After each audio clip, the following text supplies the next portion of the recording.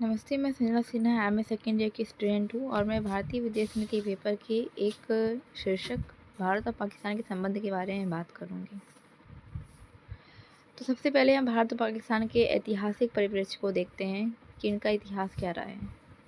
तो 1947 में जब पाकिस्तान बनता है, भारत और पाकिस्तान का विभाजन होता है, उसी समय से समस्याओं की शुरुआत हो जाती है और इसका मेन मुद्दा कश्मीर होता है, जो कि ब्रिटिश द्वारा उत्पन्न किया हुआ रहता है, क्योंकि ब्रिटिश ने यह अधिकार दे दिया था राज्य को कि वह स्वयं निर्णय ले सकते हैं कि वह पाकिस्तान के साथ विलय होना चाहते हैं या फिर भारत के साथ। तो जो कश्मीर है वह निर्णय लेता है कि वह तटस्थ रहना चाहता है, न वो भारत के साथ विलय होना चाहता है, न ही पाकिस्तान के साथ। तो समस्या यहीं से उत्पन्न होती है, जिससे कि आज भी भारत और पाकिस्तान जूझ रहे हैं ब्रिटिश के एक निर्णय के कारण। तो होता क्या है कि 1947 में जो पाकिस्तान है, वहाँ से कुछ पश्तून कबीलाई लोग कश्मीर पे हमला करते हैं, जिससे महाराजा हरि सिंह घबरा जाते हैं और वो भारत से सहायता मांगते हैं। और जवाहरलाल नेहरू उनको एक शर्त पे सहायता करते हैं कि अगर वो भारत के साथ विलय हो जाते हैं, भारत से मिल जाते हैं, तो उनकी सहायता करेंगे। और ऐसा ही होता है, महाराजा सिंह मान जाते हैं, वो भारत के साथ मिल जाते हैं, वैध रूप से वो हस्ताक्षर कर देते हैं, फिर कश्मीर भारत के साथ मिल जाता है। भारत कश्मीर की सहायता करता है। 1947 में इस प्रकार पहला युद्ध होता है, जिसमें कि भारत विजयी होता है, पाकिस्तान हार जाता है। इससे कुछ टाइम बाद यूएन अमेरिका भी इसमें इंटरफेयर करता है, ताकि वो भारत और पाकिस्तान के बीच जो समस्याएं उत्पन्न हो रही हैं उसको सुलझा सके, लेकिन इसका कोई फ़ायदा नहीं होता है, यह असफल रहता है। यहाँ तक कि सिक्योरिटी काउंसिल के जो 3 रिजोल्यूशन आते हैं कि पाकिस्तान अपने लड़ाकों को हटा ले, उसके बाद भारत भी अपने आर्मी सैन्य टुकड़ियों को वहाँ से हटा ले, फिर वहाँ पे तीसरा चरण ये होगा कि वहाँ पे प्लेबिसाइड्स करवाया जाए, जिस तरह की ब्रेक्जिट के टाइम हुआ था उस प्रकार से। लेकिन पहला चरण ही पूरा नहीं होता है, तो दूसरी तीसरी चरण की कोई बात ही नहीं है। तो इस प्रकार से ये चीज़ें वहीं पर रुक जाती हैं और स्थिति अभी की अभी वही बनी रहती है। फिर 1965 में दूसरा युद्ध होता है। तो इस टाइम अमेरिका जो है वो नहीं आता है, इसे मदद नहीं करता है। इस टाइम रूस आगे आता है और इस प्रकार ताशकंद का समझौता होता है। फिर तीसरा युद्ध 1971 में होता है। इसी टाइम बांग्लादेश का निर्माण होता है, बांग्लादेश देश बनता है। 6 दिसंबर 1971 में जो पाकिस्तान है वो उत्तरी भाग जो है भारत का, वहाँ पे हमला करता है। तो इसके जवाब स्वरूप में जो भारत है वो भी पूर्वी पाकिस्तान पर हमला करता है और 90,000 कैदियों को गिरफ्त में ले लेता है।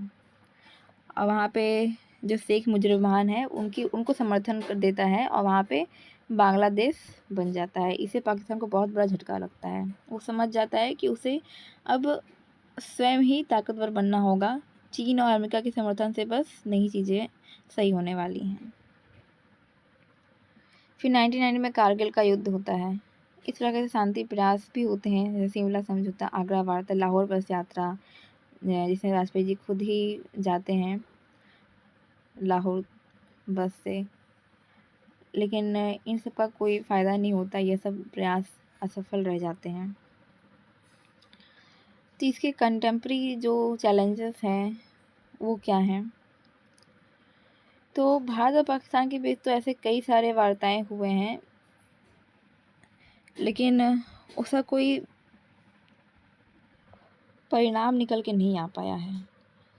जैसे 2015 में मोदी जी भी पाकिस्तान की यात्रा के लिए गए, वहाँ पे वार्ताएं की, जिससे कि संबंध कुछ अच्छे हो पाए, लेकिन ऐसा कुछ हो नहीं पाया।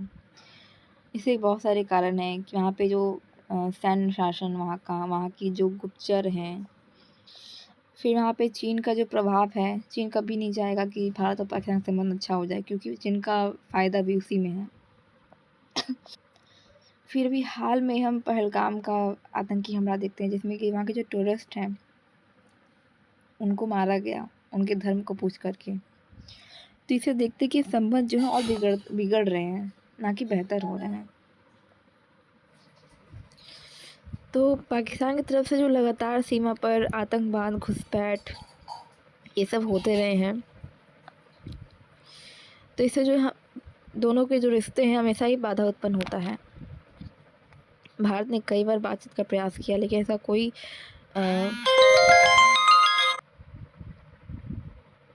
फ़ायदा नहीं हुआ। इसलिए भारत को भी अपनी रणनीति बदलनी पड़ी है। तो इसके ही संदर्भ में ग्रेजुअल एस्केलेशन जैसी नीति अपनाई गई थी, जिसका मतलब ये होता है कि जो भारत है वो परिस्थिति के अनुसार अपनी प्रतिक्रिया को देगा, कूटनीतिक तरीके से अपने निर्णयों को लेगा। अगर इन सब का कोई असर नहीं होता है तो सर्जिकल स्ट्राइक करेगा और बालाकोट एयर स्ट्राइक जैसे सख्त कदम भी उठाएगा। जो भारत है वो अपने स्मार्ट पावर का भी उपयोग करेगा, जिसमें कि सैन्य ताकत, आर्थिक विकास और सांस्कृतिक प्रभाव, इन तीनों को संतुलित रूप से उपयोग करेगा, इन तीनों का। तो अब जो भारत है वो सिर्फ हथियारों की बात नहीं करता है, बल्कि वह अपने शक्तियों को एक बहुआयामी क्षेत्र में बढ़ाता है। जैसे यहाँ के आर्थिक विकास करना, यहाँ की तकनीकों का विकास करना, यहाँ के व्यापार और शिक्षा का विकास करना, यहाँ के प्रत्येक नागरिकों का विकास करना। जो पाकिस्तान अधिकृत कश्मीर है उसकी बात करें तो यह भारत का अभिन्न हिस्सा है, और भारत ने बार-बार यह स्पष्ट किया है कि इसकी वापसी के लिए हम निरंतर ही प्रयास करते रहेंगे। यह सिर्फ कश्मीर का मुद्दा नहीं है,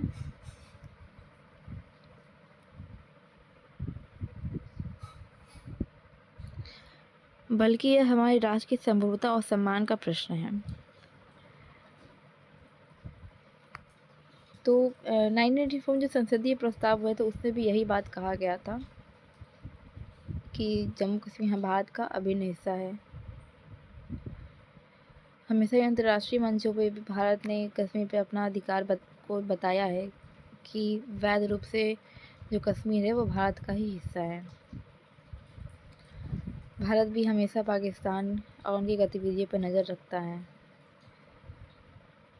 और इसमें हमारा समर्थन करने के लिए रूस जैसे देश भी हैं। तो जो विशेषज्ञ हैं उनका भी मानना है कि जो भारतीय विदेश नीति है आने से वाले समय में और भी ज़्यादा प्रभावशाली रहेगी। भारत अब केवल दक्षिण एशिया तक सीमित नहीं रहेगा, बल्कि एक वैश्विक नेता के रूप में उभरेगा, जो अमेरिका, रूस, चीन जैसे बड़े देशों में सामरिक संबंध बनाएगा और विकासशील देशों का नेतृत्व भी करेगा। तो अंत में मैं बस यही कहना चाहूँगी कि जो भारत की विदेश नीति है समय के साथ साथ और भी सशक्त और लचीली और रणनीतिक बन रही है। भारत अब युद्ध नहीं, शांति चाहता है, लेकिन आवश्यकता पड़ी तो अपने सम्मान और सुरक्षा की रक्षा करना भी अच्छी तरह जानता है। Thank you.